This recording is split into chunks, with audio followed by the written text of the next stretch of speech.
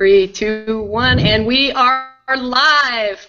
Welcome, everyone, to the fourth episode of our Marshall Way Network. We're so glad you're here. Today, we have a very special presentation for everyone. We're going to be discussing today mindful meditation for life and martial arts training. And we even have a special guest who will be joining us this evening. So I'm gonna go ahead and go through who all we have on our episode this evening. But let's introduce our special guest. They may be running a little late. We were having a little technical difficulties, but I'll go ahead and just introduce everybody. And when they come on, I will let you know who they are. So our special guest is a behavioral therapist from Full Circle Developmental Center in Oklahoma City, Oklahoma.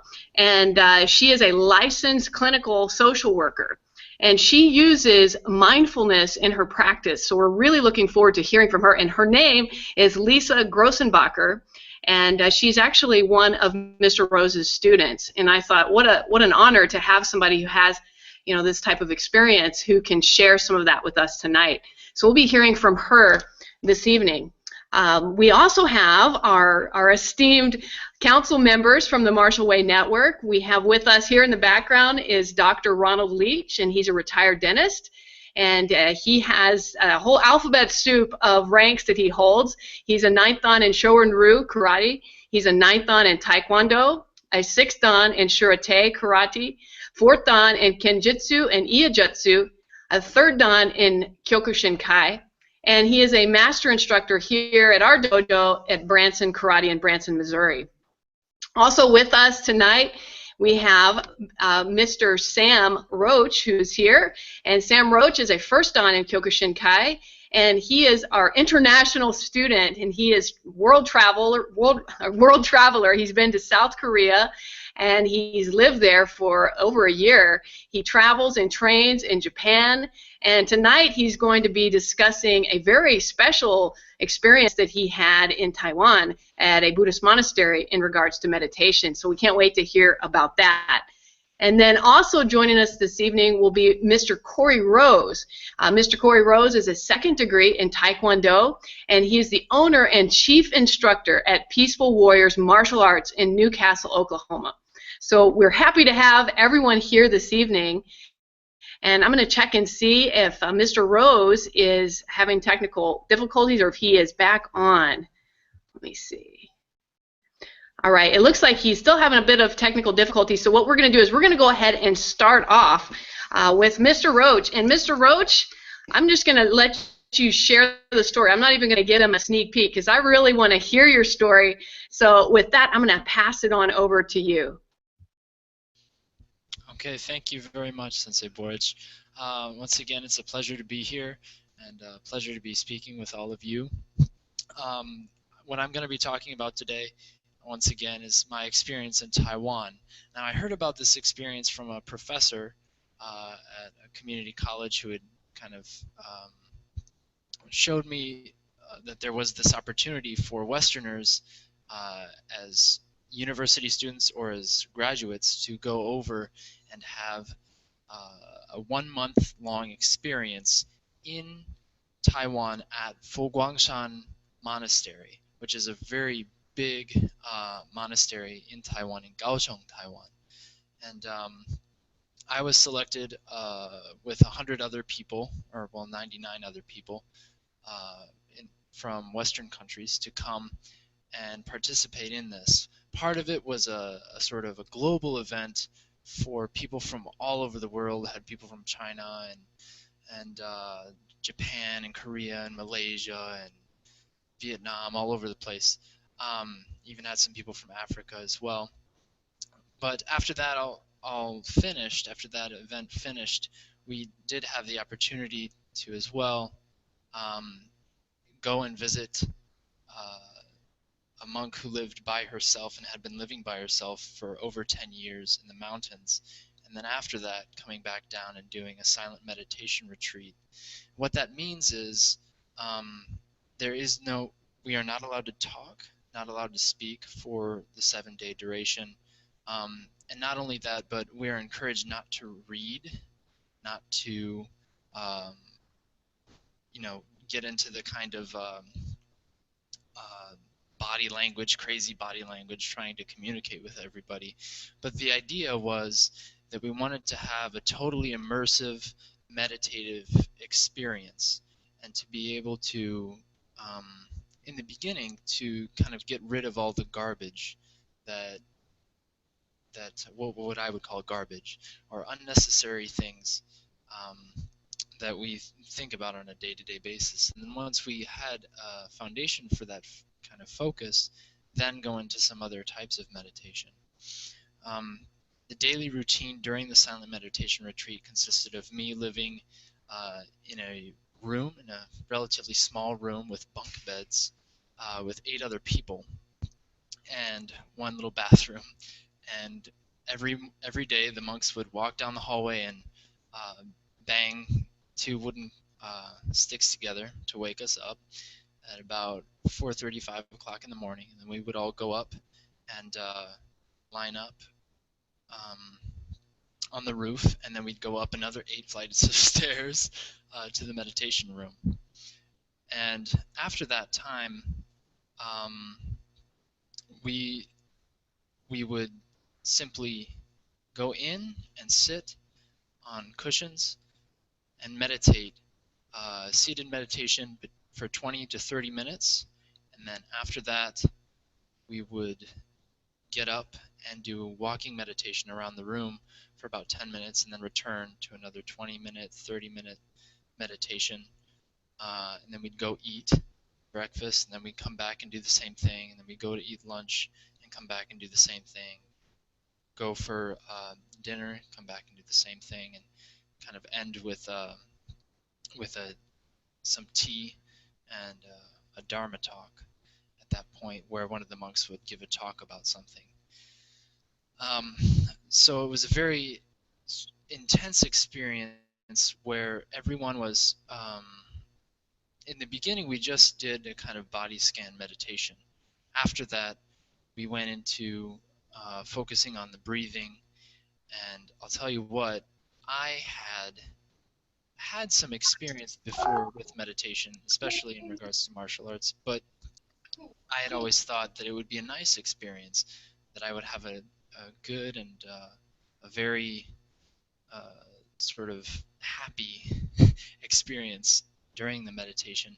And actually what I found out is sitting down for 30 minutes at a stretch all day long is it takes a toll on your back. You know, your mind starts going, why am I here? What am I even doing here? And I get, you know, I'd wake up in the morning and I would have a song stuck in my head that I haven't heard for 10 years. and I would just, everything is so quiet. So I only have to have myself to deal with, and this aching pain in my back, these kind of, you kind of have a mental wrestling session with yourself for a while there. And you ask yourself constantly, kind of your koan is, why am I here? What am I doing? And then after we had that experience, after the 7 days, we were allowed to open up, and everybody had kind of a talk about the experience that they had while they were there. Now, for me, I realized that meditation in the context of a Buddhist monastery in particular, and it's not just all flowers and butterflies and everything like that. Anytime that you're dealing with a person's mind, you're dealing with the good things and the bad things together. And really, that first, say, 5 days of meditation was all just about me getting rid of all the excess garbage, and then just sort of being totally silent. And then after that, we did some visualization, compassion meditation that allowed us to kind of open up, and we started smiling at each other, and things became much more light. But there is a serious component to meditation. And one of the insights that I came out of that experience with was the insight that really everybody is meditating about something all the time, in the sense that we are always focusing our mind on something, one thing or another. And you can choose what you decide to focus on. Meditation is a conscious effort to learn how your mind works, and then to learn to focus it on the things that you want, that you really want to be able to focus on. That's not the only aspect of meditation, but that is a key aspect of it. So everything that we did there was walking meditation, was seated meditation. When we ate, it was silent as well, and you could always hear the people who dropped the chopsticks. There were 3 birds that came into the cafeteria, and I remember watching as one of the birds came down next to one of the monks' rice bowls and perched on the edge of it and literally ate out of the rice bowl as the monk was sitting there, because there were thousands of people in this hall, but everyone was so quiet and so still. So after having this kind of opening experience and meditative experience, I was able to come out of it knowing that, number one, I didn't want to be a Buddhist monk because I think it would be a very, very challenging lifestyle. And number two, that I really had a long way to go, and I still have a long way to go in terms of being able to really learn to focus my mind and be present in the present moment. There's a lot of things, input and stimuli that we have every day, and I have learned a lot of techniques to be able to focus and work through that, but I still have a long way to go. And I think that meditation as well is a lifelong practice, just like martial arts are. So with that, I will defer.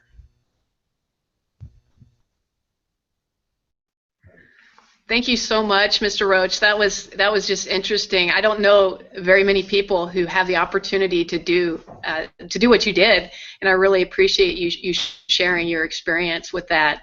I did want to remind everyone that tonight we're going to be exploring lots of different ways that you can meditate. And I also want to remind you, if you're not familiar with meditation, that it is not a religion. Many religions have meditation in it, but it's not in itself a religion, and it doesn't, or it should never take away from your religion if you practice any type of religion. So I wanted to say that because we hadn't said at the beginning of the call. And I also wanted to remind you, if you're watching this today, either as a recording or live, that below this episode you'll see a box. And you can actually send us questions or post comments. You will need to log in. It's free to do so through Livefire. And we welcome your comments and thoughts and any experiences that you yourself have had within meditation. And we will be sure to answer those, maybe not while we're speaking here, but as soon as we possibly can. So I appreciate that. So let's check out there and let's see if Mr. Rose and our guest speaker are able to join us this evening. Mr. Rose, are you there? Yes, we're here. Sorry about the technological. Wonderful. All right. Well, no problem. We're glad you're here. So I'm going to let you go ahead and talk about how you can use meditation for anxiety and things like that. And then, if you wouldn't mind introducing your guest, and let's have her speak on her experiences outside of the dojo in using mindfulness in her practice. So go ahead, take it away. Oh yes, thank you, ma'am. Before I get started, Mr. Roach, I only caught the last half of what you were saying, but I always get a lot out of what you say. You're a very wise man, and you have the most soothing storyteller's voice I think I've ever heard in my life. I need just like a guided meditation CD of your voice with some drums or something behind it. I would love that. Anyway, so yeah, I'm going to talk about meditation where it comes involved with stress and anxiety. I'm one of those people that stress and anxiety used to basically consume me from the inside out, to the point that I always found it very difficult to step outside of my comfort zone. But there always comes a point in your life where it's very difficult to continue life without being willing to step outside your comfort zone. When you come to either continuing your education or meeting people or finding jobs and things like that. So I had to find ways to overcome it. And I did the exact wrong thing, and that's what I'm going to talk about first. I used to use mostly anger and the energy from my frustration to try to overcome by basically pushing everybody away, pushing my own thoughts away in a lot of ways to blank myself out. Now that may sound like a good thing, but it's not. That anger, that frustration, it will eventually consume you. That'll become what it is that you are all the time. This is something that kind of I went through for years, and it causes a lot of physical complications. It causes a lot of health complications. I think people are a lot more aware now of what stress can cause you physically, as far as everything from blood pressure issues and blood sugar issues, energy issues, dietary issues, immune system issues, those kinds of things. And I wasn't aware of it before, but you know, when you use something like anger to overcome, especially those energy issues and all kinds of health issues can arise from that. In fact, I was just talking to Miss Lisa here about this. Back in 2010, December of 2010, I went through a 2-week episode. I'm not going to tell the whole story here, but at the end of it, I was hospitalized. Now, for 3 days in ICU. Now, before all of that, I had built this wall of this anger and frustration and dealing with my problems and dealing with my stress. I held it all in, and I was very, very explosive. You can ask my wife about that now. She lived with me through it. I was very explosive at the time. Anyway, all these issues that led up, and the doctors were ones that said that, you know, dehydration caused a lot of it. A lot of the other issues were mostly caused stress and anxiety related, things that I had let get to me. After that time, I started looking for other ways to deal with myself, other ways to cope with me, and ways to be more myself. Something I discovered around that time, and I can't remember now, I was thinking I had wrote something in one of my blogs about this. I became aware that I had not experienced emotion in some time, in years. I would go through the motions. I would tell my wife I loved her. I would tell people I was happy. I would smile, but it was all very empty, with nothing but this wall of anger and frustration just right beneath the surface at all times. I decided I wanted to change that, and what I found is that's a long and difficult road. Much like martial arts practice is something that it becomes a decision you have to make each and every day from that day forward, and not just martial arts practice, as Mr. Roach mentioned. Meditation practice is the same way. Anytime you want to do something different, be something different, break a habit, you have to constantly make a different decision than you've made in the past. And some people think that decision is a one-time thing. It's not. You have to make that decision each and every time you're faced with the opportunity to do what you've always done or to do something different. So I started taking things like meditation more seriously. I didn't know anything about meditation at first. I was a lot like most people I imagine, like, well, where do you start? What do I do? Do I just sit here still? Well, I tried that a few times. Of course, I just fell asleep because I just got comfortable. I laid down, I fell asleep. And I thought, well, at least I figured out how to go to sleep, because I used to have issues with sleeping problems before that. So I thought I'm getting somewhere. So that was a start. Then I started realizing, well, I'm not getting much out of this other than better night's sleep. So I thought I tried to do something different. I started talking to people. I got some books. You know, I did that sort of thing. And then I realized something. I realized that it's something that you just have to experience. You really can't learn it. It's something that's different for every person. You can learn how to try. You can learn the steps. You can hear the examples of what it feels like, or what it is, or what your goals are. But truthfully, the goal of meditation is nothing, and in a sense, which can bring you a lot of peace. So I used meditation at first, and I always talk to people who want to try this. The first step to any meaningful, meditation, in my experience, whether you're walking, I used to like to just walk and talk to myself. You call it talking to God, call it talking to the universe, call it what you want.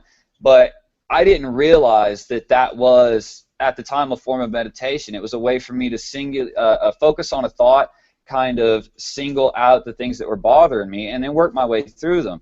So when I started more of a traditional, I guess, idea of meditation, it was difficult for me until I started putting two and two together and realized, well, this is something I've done in the past in a way. It's just, I'm just trying a different method of it now. So the first part of it, in my opinion, you have to clear your mind.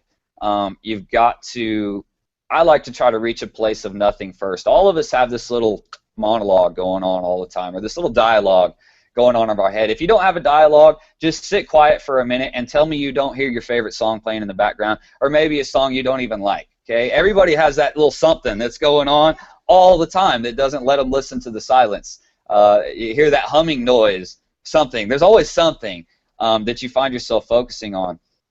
So the first point is to clear your mind. I like to try to get myself to that point where I always tell people, start with a focal point. Most people like to use the breath, and that's a great thing to use. The breath is life-giving, and many people don't even know how to breathe correctly. I'll talk about that more in a minute when it comes to anxiety.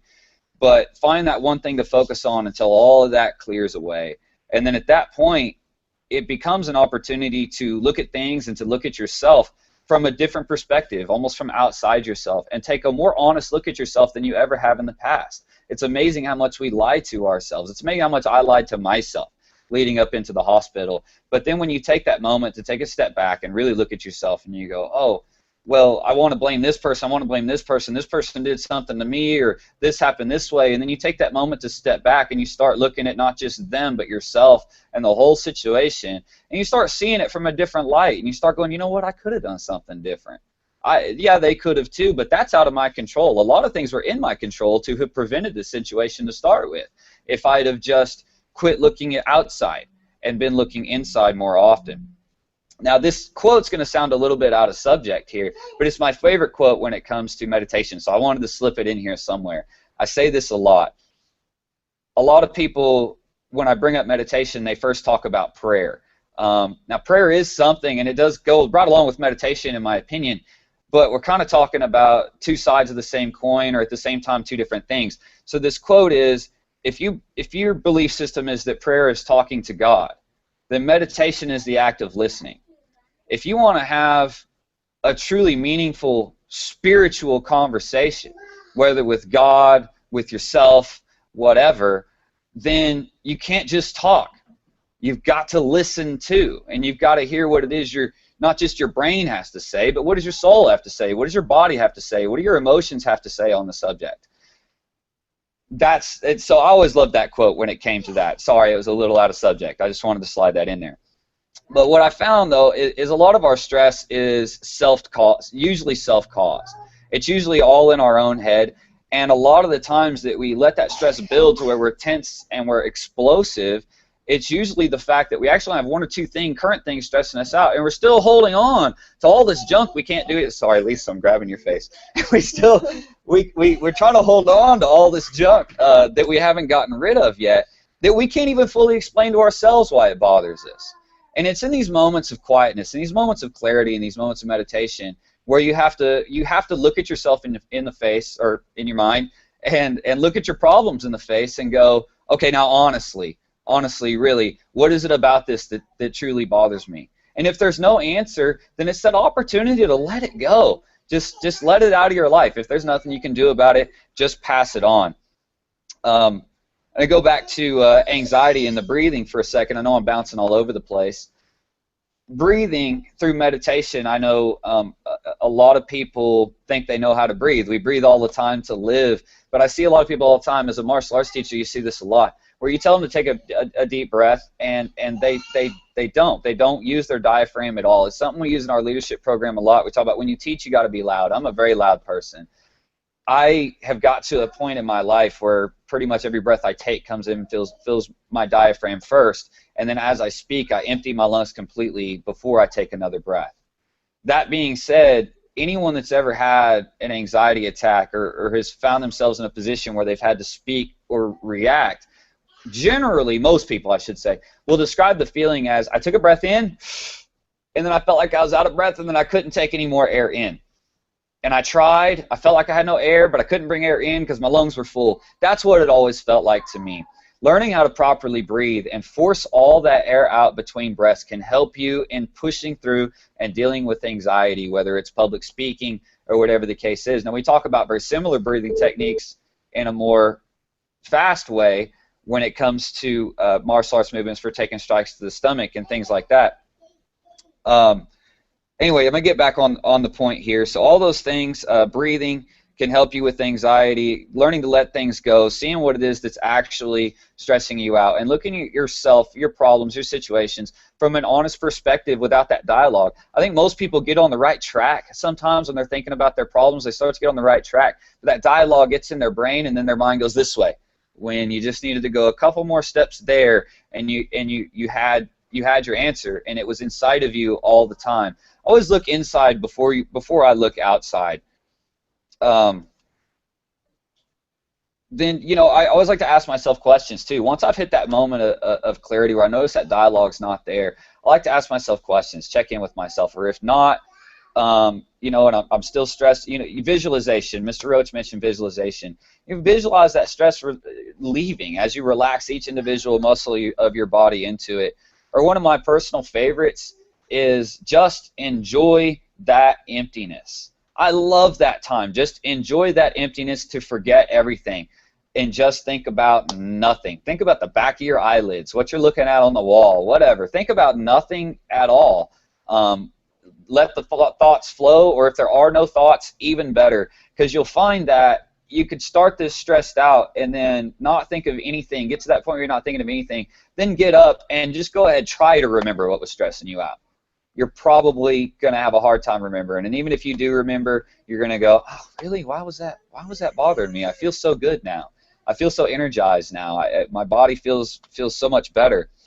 But as I said, it's one of those things, it has to be a constant decision that you carry with you. And the idea for me of meditation is not something that you just do for 10 minutes a day or 20 minutes a day or 30 minutes a day. It starts out like that. And, you know, obviously it's good to continue that. To get to the depths of your meditation, but in my mind the goal is to be able to take that mindset, that mindfulness a lot of people call it, and walk with it throughout your day-to-day decisions and carry that ability to let things go and clear your mind and not be cluttered with everything in here so that you can be aware of what's going on around you. Mr. Roach wrote a great blog about a martial artist in a bar and how a lot of martial artists over years have a different sense of physical awareness. And some of that comes from the same things you can get from meditation. Whether they meditate or not, you learn that physical awareness through forms, through exercise, through movement, and that is a form of meditation. Anything that you do, even harsh exercise where you start to lose your social identity, I think I talked about this in one of my blogs too, is a form of meditation in some form or fashion. Now, I just used the word mindfulness, so I'm going to use this opportunity to pass off to my guest here. This is, we call her Miss Lisa. I don't want to butcher her last name, so I will let you say that. Grossenbacher. Grossenbacher. Miss Lisa see what I mean? Miss Lisa Grossenbacher. And she is a beginning student with us. She's been with us for a little bit of time, and she's behavioral science. Behavioral therapist. Behavioral therapist. I went to behavioral science and didn't give the title. So she's going to talk a little bit about mindfulness. She's been through a lot of different trainings for this sort of thing, and I think she has a lot she can bring to the table. So go ahead, Lisa. Thank you. I was asked to talk about mindfulness, which is a little bit different than meditation, and I wanted to start with the definition and the way that we use it clinically. We define mindfulness as paying attention in a particular way. It's very purposeful. It is in the present moment. And the other key point, it is non-judgmental. There is no judgment when we are being mindful. Something is not good, something is not bad, it just is. And so we talk about it is what it is while it is.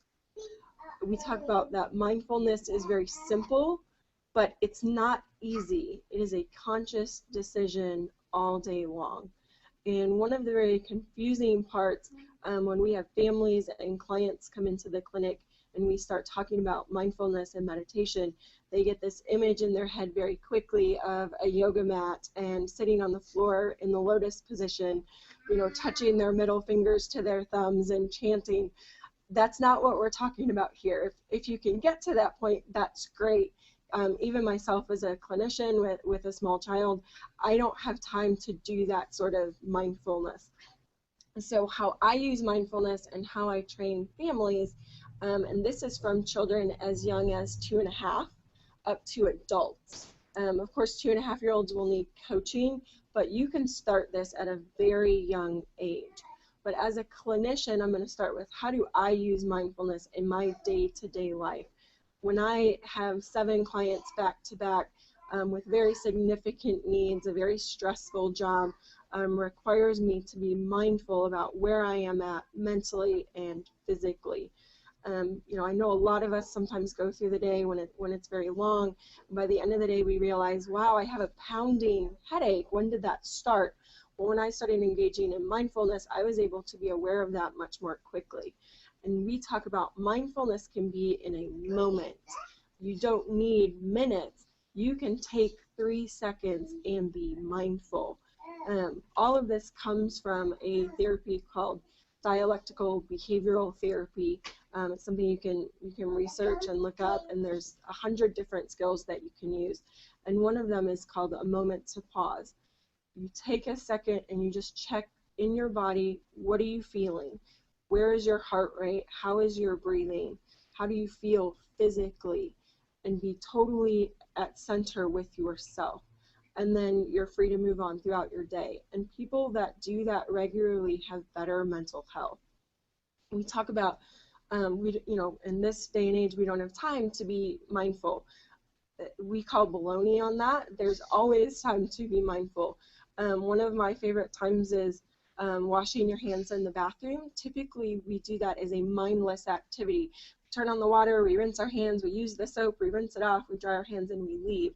But if you can take a moment and really experience washing your hands, turn on the water, how does it feel? How does the faucet feel? Is it warm? Is it cold? How does the water feel? Can you enjoy the feeling of the water on your hands? The soap, does it smell like disinfectant that makes it, you know, that cringe feeling of, oh, it smells like a hospital, or is it a really rich, lathery soap? And so you can find moments anywhere to be mindful. You have to go through all of the senses, is one of the way we describe it to children, to understand how do you get to be mindful. If you can see it and smell it and taste it, if it's appropriate, does it make a sound? All of that is important, and that will help you soothe. And so in the clinic, when I use it with children, I work with children that have ADHD, autism, oppositional defiance, and then I work with totally neurotypical children, and you can use it with all of them. This is not just for children that have problems. You can use it with everybody, which is why I love mindfulness. So how do we get kids to be mindful when it's so hard to get adults to be mindful? We coach them through different activities using things that they like, such as candy.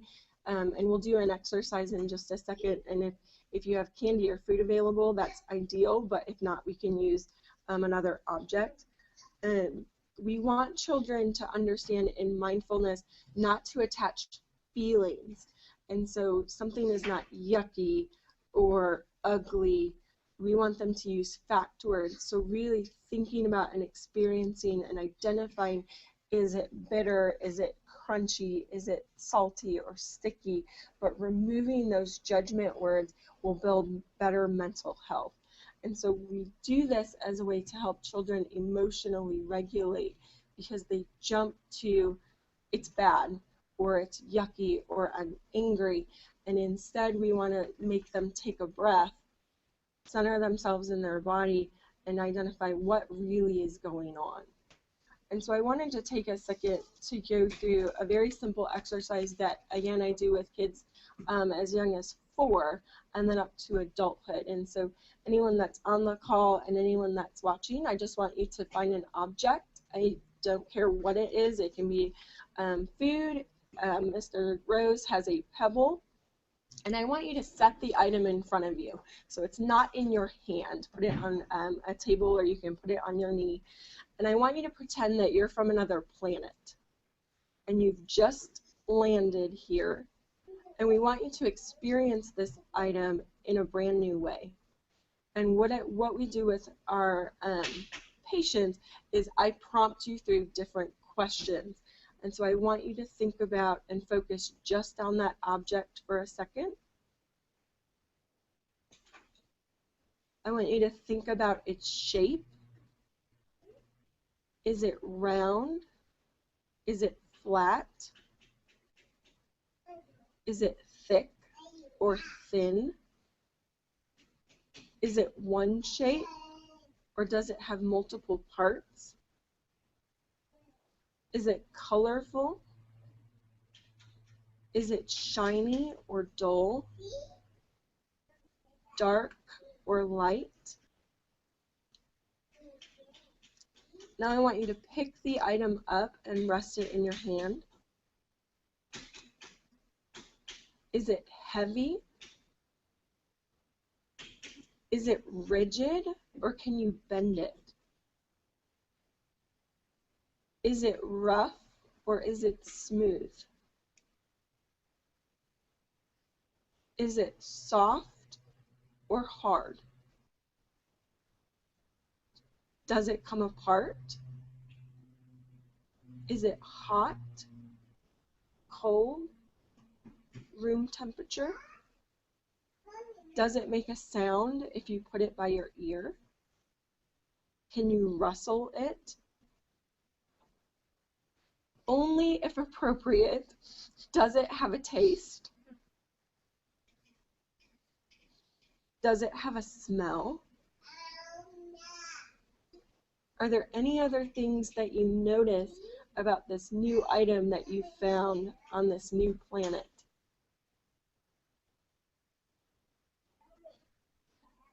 And at the end of this exercise, we normalize it's okay for your mind to wander. Lots of times people are wondering, what are we doing? What is the point of this? My mind is not focusing on the rock I have in front of me. It's wondering what this therapist is talking about. Never smelled a rock before. It's a new experience. We want you to be non-judgmental about your experience. And so we walk children and adults through something like that.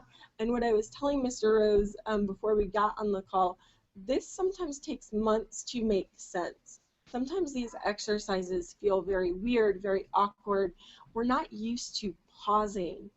But when you pause and you get a rock or a piece of paper, you experience it in a whole new way that we've taken for granted day in and day out. And so one of the quotes that we use, people always say, stop and smell the roses.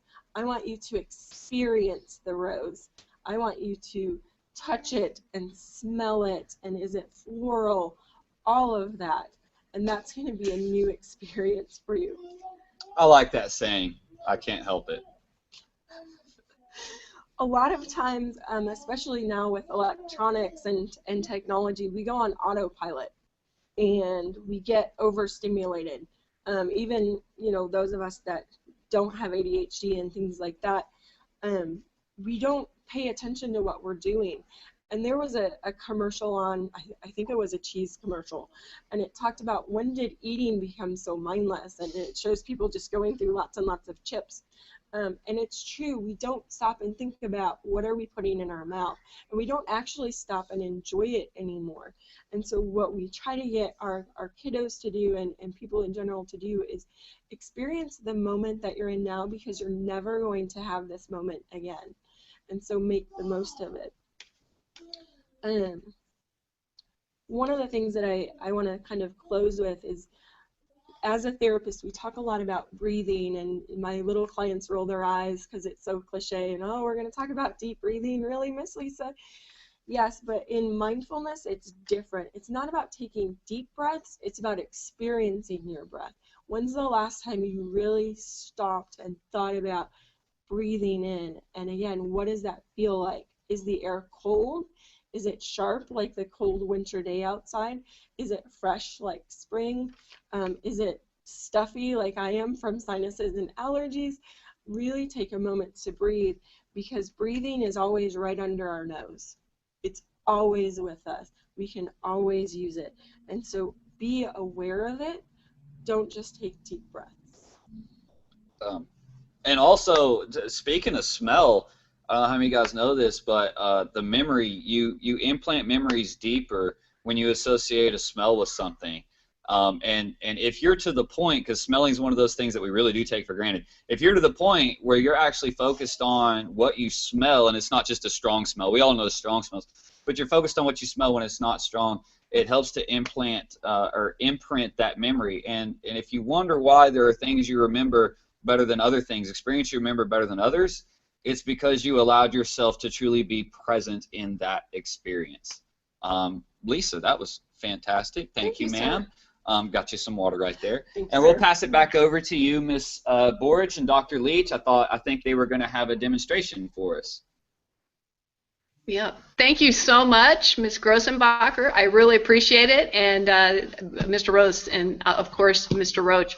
So we're going to finish up our call tonight with an actual guided meditation. We're going to talk a little bit about it first. So I'm actually here in our dojo. This Dr. Leach and I. This is our place here in Branson, and I'm going to hand it to him here because he's going to talk a little bit about meditation and breathing, everything else. So go ahead. I'm going to move out of the way. Well, I think a lot of the stuff has been already covered about meditation, and I think maybe we should just move right into our demonstration. I do have two blogs out there that were posted prior to the program. One is on breathing and proper breathing, and the other is on meditation. And then at the end, I have two books that if you're interested in reading, they're free e-books that you can get on Amazon, and I'll explain those later. So if you want to set the, Sure. we'll go into three standing meditations first. Sure. So I'm going to move the screen up here. We're going to start off. This is something that we do with our students in our dojo, but this can be used outside of the dojo. This is a standing meditation. It's called Qigong, which is Chinese. And is that the one you want to start with? Or? Oh. We're going to start with a simpler mechanism. Why don't you stand up and we'll go. We're going to start with the simple. The Qigong is a little bit more different. This is called the Gari breathing, and as she breathes in, she will bring her hands up, and as she breathes out, they'll come down. The eyes are kept open in this case, and it's just a matter of simple breathing. In and out. In and out. Now there's a second form of the Nagari, Nagari 2, in which the hands come up, fingers come out, two fingers, and the hands are relaxed. Okay, and then you're going to come up again, breathe in, the hands come out, you're going to hold your breath here, and the hands go back down, out, and down. One more time. Up, breathe in, hold on the way out, down, breathe out. Okay? Now, the Qigong is more difficult, and I think I'll let you explain that as you do it. Okay? Sure. So the first one he did is a little more simplified mechanism. The one that we do for our students at the beginning of class, we ask them to stand shoulder width apart and to take their hands and close their fingers. This it goes along with energy work. You want to have your fingers closed. We take a deep breath in through our nose with our tongue on the roof of our mouth. And then we exhale with our tongue dropped and pushing the air out, all the way out of our lungs. We do that particular move twice. And out. Then we do the same move out to the side. Inhaling. And then exhaling. Inhaling. Exhaling. Then we do it out to the front. Inhaling. Exhaling. Inhaling. Exhaling. So it's 6 simple breaths, but with different hand motions in it, and it's supposed to help build your energy. A lot of times we don't have a lot of energy, especially our classes are usually in the evening times. And it's a great way to get everyone in class to focus. You can do this outside of the dojo, and just to do those 6 breaths really helps build your energy and prepare your mind and your body to learn something new. All right, let's go on to the next one. All right, we're going to some seated meditation next. If you want to get the camera ready. When there are a number of different ways to meditate, and however you want to do it is up to you. We'll go through 1 or 2 ways. First of all, we have the pillow here. Pillow. It's called a zabuton. If you're looking for what these are, it's a meditation pillow and mat. Okay, then there's the stool behind us. This is a stool that was actually made for us, for me, and it's just an oak log. And when you sit on it, I'll show that one here really quick. When you sit on it, you sit with your legs crossed in front, like so, and it just keeps your back straight so that you're in a good posture when you're meditating. The zabuton's a little more comfortable, so we're actually going to use that one now. You can sit as I am in the seiza position. You can sit in a kitchen chair if you wish.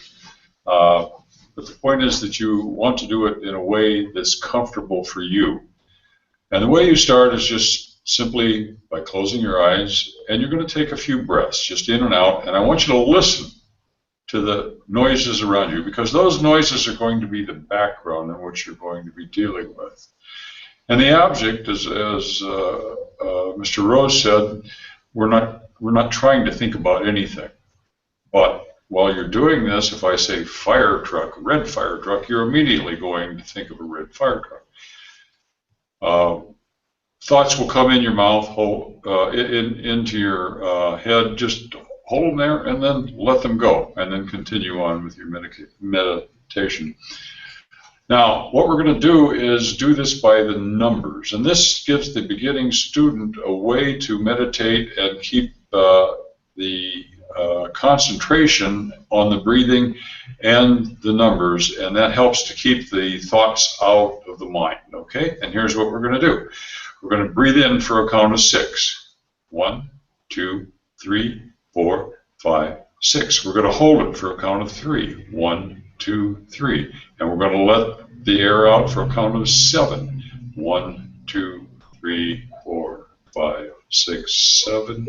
Hold for a count of 3. 1, 2, 3. And then we repeat. 6, 3, 7, 3. And by doing this, you're never going to run out of air. And it's when you exhale that your heart rate just minimally starts to decrease. When you inhale, it will slightly increase. And this will create a very calm feeling for you. Now you can do this with your eyes closed, you can do it with your eyes open. Sometimes I get just plain tired of counting and I just sit there and breathe. Okay? And some of the benefits now from doing this, we've mentioned, started to talk about mindfulness. I'm going to end with that, but it's shutting down the active mind as we do this. And Mr. Rose mentioned that. Insomnia, and helping to turn off that mind at night. Anxiety and depression were also, and what we're really working for in this is really working towards mindfulness and being with our lives and noticing what's going on around without all of this garbage rattling around in there. Okay? Now I said I had 2 books to talk about, and we got just a few minutes left here. So they're both on Amazon, and you can get them free. They're under the free books. One is called Just One Thing: Developing a Buddha Brain in One Simple Practice at a Time. Now, a Buddha brain is not a religious statement. Please understand that. It's not religion. And if you read the book, you'll you'll understand this very clearly. This is by Dr. Rick Hansen. He's a PhD and he's a neuropsychologist. He also has a second book out, and it's called Buddha's Brain, and he wrote this also with Dr. Mendius, who is an MD and also a neurologist. So between the first book will take you mostly through meditation, how to do it, and how to clear your mind and that, and it will take you through some of the mindfulness as well. The second one has more of the actual neurological things that happen in your brain and how meditation actually changes the function and the way the brain works, and it actually changes some of the physical structure of the brain as the meditation is continued. We're not at the level of the Dalai Lama here, but we're very simple here, and this is a good start. And all you really have to do is try it, and just keep trying. And with practice, you'll get better and better. If you want to get a little bit more information, you read my blog, and if you want more information, I would highly recommend reading these books. And back to you. Sure. I'll scoot up here a little bit. I did want to say there are some other ways. If you're brand new to meditation, let me tilt this back. If you're brand new to meditation, start simple. You know, set a timer for maybe a half a minute. I mean, if you're brand new to it. And what I did when I first was learning to meditate is I actually had a candle. I lit a candle and I just focused on the flame for 30 seconds. And then, you know, the next day I tried to go for a minute. And then after a few weeks I tried to go for 2 minutes, just seated without moving and, you know, just trying to focus on it. So that's something that I encourage you to do if you're new to it. If you're looking to add meditation to your martial arts practice, or if you're a teacher and you're looking to add it to your school, start small. Baby steps will get you a lot farther than, you know, trying to have somebody sit for 15 minutes, 20 minutes, 30 minutes, or an hour, which is possible, by the way, but it takes a lot of practice. So I really appreciate everyone being on the call today. I'm going to check really quick to see if we had any questions before we close. Again, remember, if you're watching the call and you're live, if you post a question in the box below, now's the time for us to answer that for you. So I'm refreshing the screen right now to see if we have any questions. Okay, I don't see any coming in right now, so I will just put this out there that if you do have questions, put them out there on the chat room for this episode, and then I will check those, and the rest of us will check those, and we'll try to reply as soon as we can. So I appreciate everyone on the call. Thanks to all of you, and especially to our special guest, Mrs. Grossenbacher. I hope I said it right. And with that, we will see you on the next episode, which set your calendar. That will be on Friday, the 27th. Let me just double check that on my calendar here. Yes, that's Friday, March the 27th, same time. So we'll be doing that 8 Central, 9 p.m. Eastern. And I have a special guest for that one on nutrition. So you're going to want to be on that one because we will be discussing nutrition and health in life and the martial arts. Make it a great day, and we'll see you on the next one. Take care.